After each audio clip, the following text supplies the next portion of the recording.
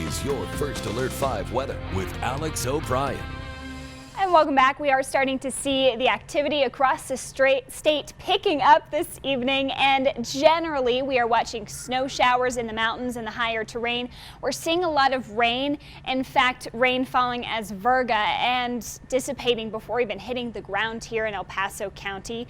But Calhan, you could start to see some of this actually falling to the ground pretty quickly here. And along I-25, we are still nice and clear here in Colorado Springs. But portions of the northern Denver metro are starting to see the grass become covered. Pavement is still wet though. Temperatures right now are starting to fall. Look at this delineation here that's cutting El Paso County in half. It's 34 degrees in Monument, 37 in Woodland Park, as opposed to 47 in Colorado Springs and Lyman. So that's the cold air that's moving in. And once the sun does set, we do expect the rain to fully transition over to snow. It should get cold enough for that. Pavement, though, could stay warm enough to see mostly just wet roads by the time we wake up on Monday. But let's time things out here. Still looking at rainfall into the plains this evening. By around 7 o'clock, we're starting to see more of these snow bands setting up between Teller County and northern El Paso County. And we don't really start to get going anywhere south of us here in Colorado Springs until later tonight. So Pueblo still starting as rain for you later this evening, and then transitioning to bands of snowfall. Notice how this darker blue cover could mean some local heavy bands, and if we do see one of these, this is where our roads could become snow packed pretty quickly.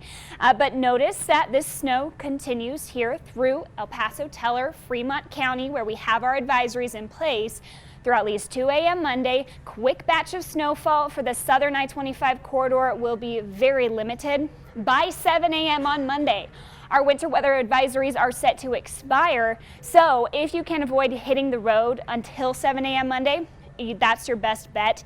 If you are headed up to Denver through this morning hour commute, you definitely want to take it slow, and I would just go later than usual. I don't think we'll see huge impacts by the time this snow ends. Our roads should be treated fairly well, and notice how temperatures rise to the 30s and 40s by the afternoon. So Denver likely to see a couple inches, and the Palmer Divide will be the hardest hit from this storm, but I think conditions should be good by late morning if you are headed north. Anywhere else across the region, south and east, we should be okay. I have updated our snow totals from this storm, about 2 to 5 for Monument Hill, 3 to 5 Woodland Park, 2 to 4 for Colorado Springs. Keep in mind, we could see some local heavier banding that could add up to maybe 5-6 inches in very localized spots.